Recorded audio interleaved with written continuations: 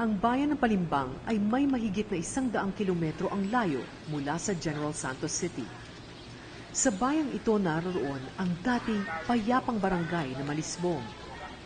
Doon matatagpuan ang moske ng Takbil, ngayoy kanlungan ng masasamang alaala ng isang malagim na nakaraan.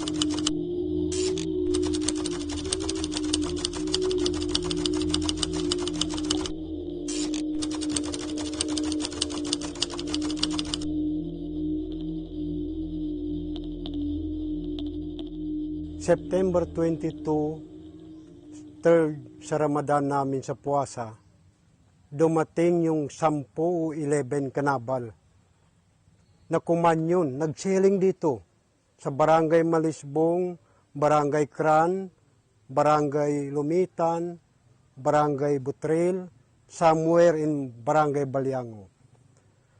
Nung nagsiling yung 11 kanabal dito, lahat ng tao dito, 1,000 people of 9 barangays, nagtakbuhan sa bukid. 12 anyos si Abo Bayaw ng panahong yun, ngunit nananatiling malinaw sa kanya ang lahat. Then yung pagbaba namin, diyan kami, matandaan ko diyan sa crossing sa Malisbong, ginawang bandera yung tandong ng nanay ko.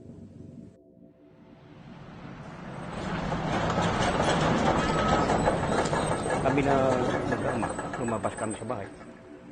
Dahil sa may putok-putokan na, tumakbo kami sa bukid ng Butril. Pagtakbo namin doon, isang araw, araw, may negosyate.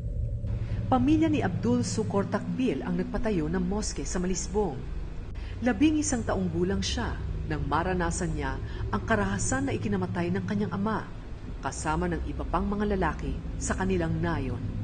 Kung paano naubos ang pag-aari ng kanyang pamilya bunga ng massacre, kasabay na rin ang pagkamatay ng kanyang ama. May negosyate, nagbaba kami. Dito na kami sa baba. Yung mga tatay na pasok sa moske. Hanggang ngayon hindi na nakabalik. Kami naman ng mga lalaki na hindi pa edad, nakapasakay kami sa nabal. Pagsakay namin sa nabal, sa isang araw doon, nibilad kami. Gutom. At saka ang iba diyan, nakita ng mata kong yung meron din namatay na mga kwan kasi siya alaki ng nabal. Ang iba tapon na mga bata kasi nagsakit sa init ng araw. Pamilya ni Abdul Sukor Takbil ang nagpatayo ng moske sa Malisbong, kung saan mahigit 1,000 lalaki ang pinatay ng mga sundalong militar. Bunga rin ng massacre na yon, naubos ang mga pag-aari ng pamilya Takbil. Rice mill niya, pati yung pispa niya ready to harvest, yung 30 hektarya na ready to harvest din na palay, at saka itong muski namin. 40 anyos na si Haji Muhammad Faust Piana noon at ganap na isang imam. Kasama siya sa mga lalaking dinala sa loob ng moske, ngunit isa sa mga nakaligtas. Anong pamundot sa kami? Ito may nakakwas lagi. Anong pagsugundo? Sa kanuto. Ayon kay Haji Faust, ginawa siyang utusan ng mga sundalo, kaya marahil hindi siya napasama sa mga kinuha para patayin. Kaya ginamit ko na nag-order si Governor Chungko, tigin ipunulang mga Musliman na tigin yan sa una pa maski. Ito may order ni Governor Chungko. Nakawa sa ganin, makawa, ito na may kampalyo na mga Musliman to, pampunutan lang siya. Eh, palo, dahil koma, na bakinagyaw niya sinapang, itang yung squadron, tado. Mamapita, mamaluam, tarong may grabak, pagkikataan siya, rupang rupang. In-order umano ni Governor Shonko na ipasok lahat ng lalaki sa moske. Ngunit, maya-maya, may tinatalian. Ilalabas ng grupo-grupo. Pagkatapos ay makakarinig sila ng mga putok. Hindi na rin makababalik ang mga inilabas na lalaki. Nanam kang gularo, nga ipagpakansel kami, niyoga patswatan, ipagitog doon, ito naman sa pagkanami. Mga ubikapok pagpindahan, ito naman ipagitog, ito naman ipagagawa, ito naman. So, igami mo na ipagtabal sa drum. Igabayabas, pagtityanan, babagpeno mo yung pansal kami ito. Pag inuman na, para di kayo matay mo.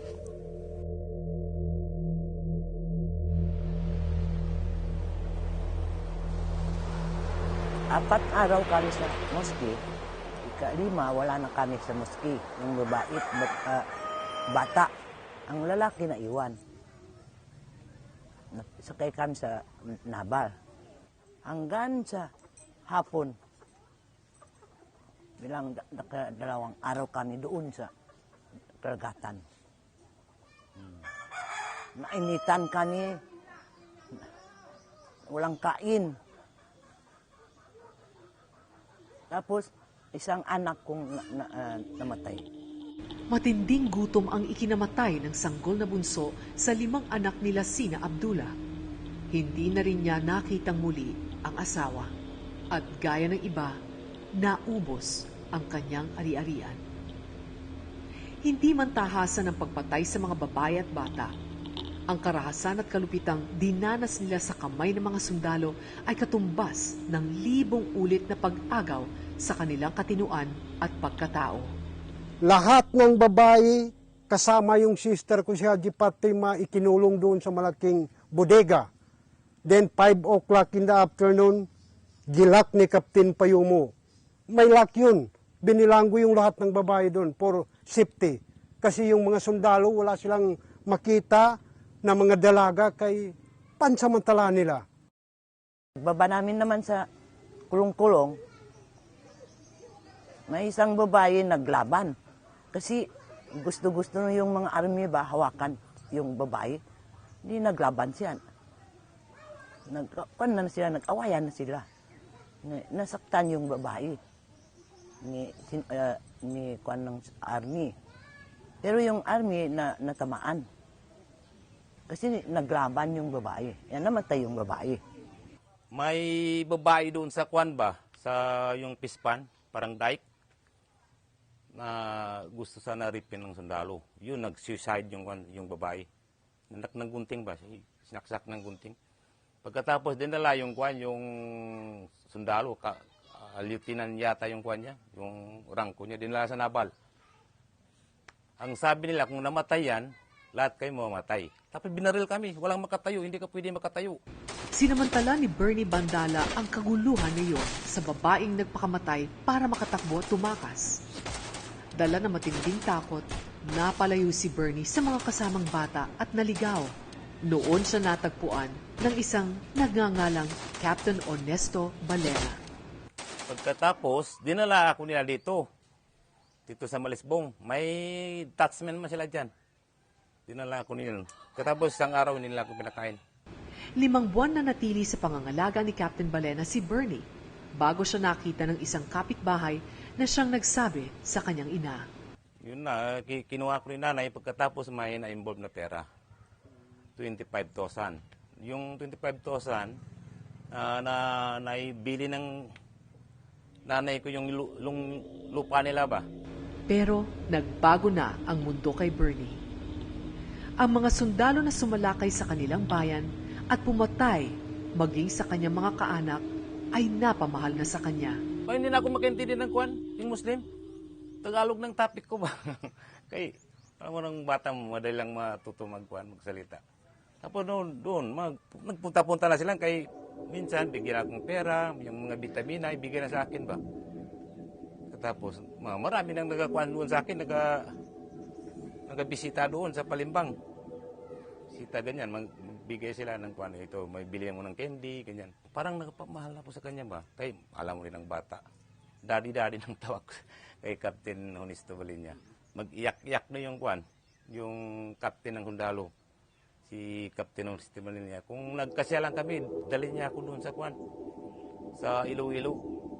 Ang kwento ni Bernie ay hindi pangkaraniwan kumpara sa dinanas ng higit na marami sa kanilang lugar. Gaya ni Amina Gunaw na gusto lamang hatiran ng pagkain ng kanyang asawa na naiwan sa moske nang patayin ito sa kanyang harapan. Nagdala ako ng pagkain para yung asawa ko, sir. Kapag inibigay ko yung pagkain, kinuha yung tapos nilabi niya, sir. Sabi niya, huwag mong pakainin. Sir, digo, bakit nagkaganyan, sir? Iyak na iyak ako. Sabi niya, wala na yung iyak. Basta lahat kayo, wala, patay kayong lahat. Pero huwag mong pakainin yung asawa. Tapos yung asawa ko parang, alam mo rin, sir, ang asawa rin, no? Kapag hindi yung asawa ko kinuha niya, dito niya pinatay sa harap-harapan ko, sir.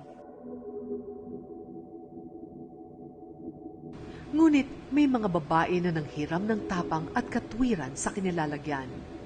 Kahit sabihin pang labag ito sa pananampalataya at nakagawian. May nakilala kong sundalo na sabi niya, sabi ko, sir, bigyan mo na laking bigas. Hindi sila nakakain 2 araw. Sabi niya, punta ka sa Nabar, bigyan ka ng bigas. Binigyan nila ako ng bigas, inepi, pula na yan, at saka tinapa na walang balat. Yun nga. Sabi ko, pwede na lang, sir, na samaan mo lang ako. Kunin ko si tatay doon sa musge at sa dalawin ko siya. Sabi niya, pwede man. Nagsakay kami sa Kennedy. Pag uwi namin doon, gabi na sa La City. Pag inagaan na yan, Domingo na. Tapos, pag punta kami doon, gabi na. Tinanong niya ako, sabi ko, sir, pinagsamantalaan ako ng sundalo. Pinilit niya ako. Wala tang magawa. Walang magawa. Pero natanggap ko na yan dahil tinulungan ko yung marami. Nakakuha ko kasi barkada ko na siya. Sabi ko, hindi barkada. Gusto niya ako. Pero ayaw ko talaga, sabi ko, hindi ganito, sir, bigyan mo ko ng bigas. Para makahingi ako ng bigas sa kanila ba. Kaya tiniisan ko na yan, nagawa ko doon.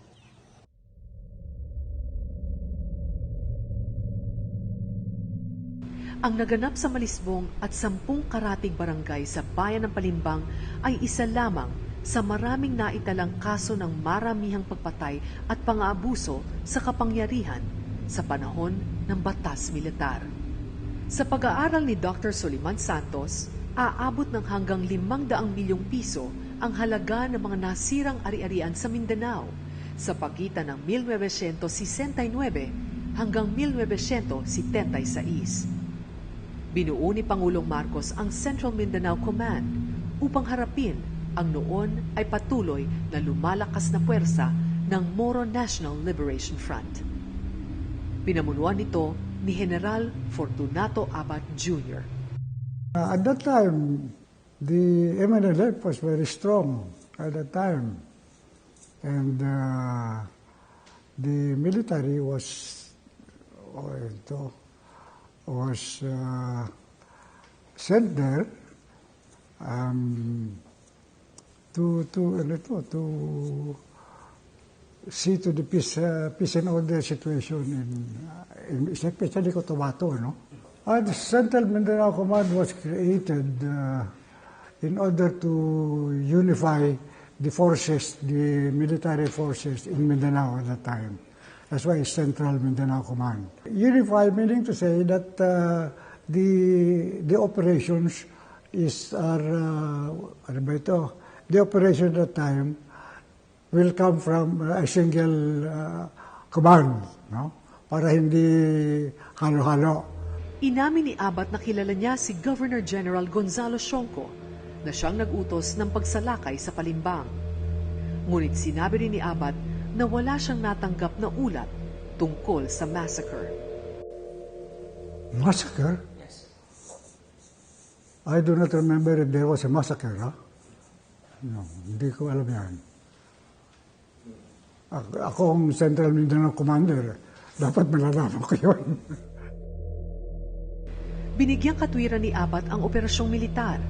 Anya, kinokontrol na ng MNLF ang malaking bahagi ng Cotabato, Lanao, Lanao del Sur, Lanao del Norte. Tungkulin ng militar na bawiin ang mga teritoryong ito. Well, at that time, the operation of the MNLF at that time was very strong, you know, and there were areas already that were under control, full control of the MNLF, and that those areas were the ones that we have to recover. If there are no MNLF in those areas, there is no possible reason why military will operate there. The military operates where the enemy is. Bagamat kilalang taga-suporta ng MNLF si Haji Hamza Takbil ang nagpatayo ng moske, magkasama sa payapang paninirahan ang mga Kristiyano at Muslim. At hindi katumbas ng pagkilos ng MNLF ang lagim na nasaksihan at dinanas ng mamamayan ng Palimbang. Nagpasya ako sa Pispan, yung 1979. Umaking alon. Paglaking alon, nakabkab ng alon yung tabing dagat. Yung kahoy na malaki, doon nila tinalian ng mga kwan doon. Yung pangbira ng barilis, di ba yung pangbarilis, yun, italian. Ngayon, dahil sa nakita ko, tumakbo ko dito. Sabi ko, maraming kalansay doon. Maraming kalansay. Nagligo kami dyan sa tabing dagat. Ang naabutan namin, Brad, almost 100 kasako. Natiki-tiki yung sako ng kupras. Doon, ang mga ulo, itong mahirap sabihin. Naisipan ko yung butong, sobra 100 sacks. Ngayon, mga pinsan ko doon, kasali. Talaga maano kami ba? Yung mga buto yung sobra, 40 sack yung pinulot namin, sir. Pero hindi ko nakabronta nagbulot, sir. Dahil maalala ko yung asawa ko at ba yung mga kapatid ko. 40 taon na makalipas ang lagim. Tinubuan na ng damo ang pinaglibingan ng mga kalansay. Nadagdagan na ang gatla sa mukha ng mga nakaligtas. At bawat guhit nito ay may kwentong naghahanap ng tengang makikinig. Hindi pa ubos ang luha na mapapawi lamang ng katiyakan na maibibigay ang katarungan. Nag-agi si Papa o si itong akong magulang na kuan. Murag nakita na ko ba? Mo to nakahilak good ko. Mo to nakahilak ko kay murag nag-agi sila nga duha ka tao ba. Ingon ako si Papa to. Mo to. Ug akong magulang nga isa. Mo to nga nakahilak good ko kay nga naman di nga nakita na ko si Papa nga namatay na to. Pila na katuig. Hapit na mag-40 katuig ani. Karon nakita na ko pa siya. Talagang hanggang ngayon meron pa eh. Habang nakikita yung itsura ng muski, parang ngayon lang. Parang ngayon lang. Kasi siyempre nakikita mo yung mga daan ng putok yan, daan ng mga sugat yan, nangagiba na. Yung nanimaalis hanggang ngayon. Ay siyempre pag simba mo, nakita mo na siyempre, parang kahapon lang yun, parang ngayon lang. Gusto ko sana makuha yung number niya. Kay minsan, punta ako doon sa kanya. Okay, magkuhan sa kanya magpasalamat. Kay hindi nila ako pinatay. Parang di, anong, puso ko basta maalala ko ang nangyari. Talagang nahirapan ako. Ako lang ina, naiwan. Paano ko mamumuhay yung mga anak ko? Hindi makaya sa gamot sa butika ang mga damdamin namin kung hindi makuha ang pangarap namin.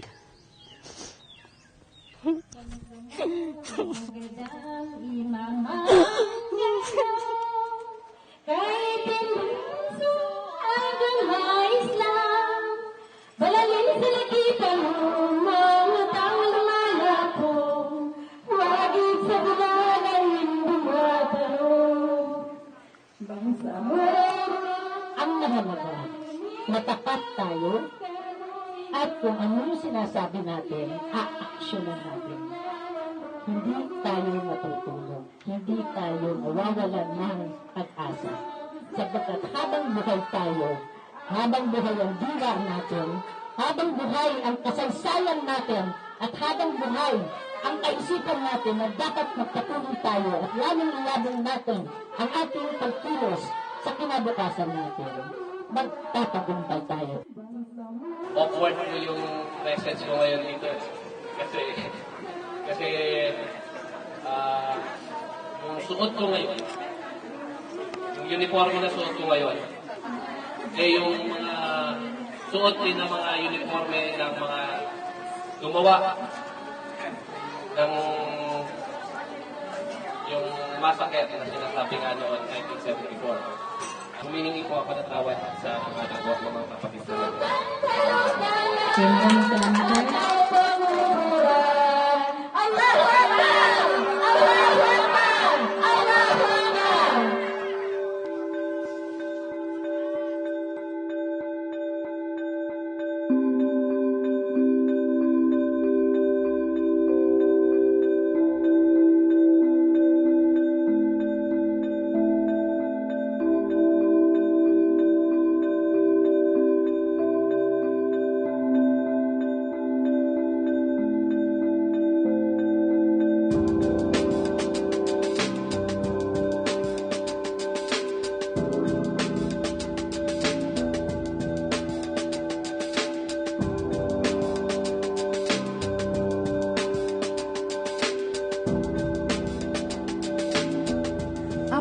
taon pagkalipas ng trahedya sa Malisbong, ngayon pa lamang unti-unting naririnig ang mga kwento.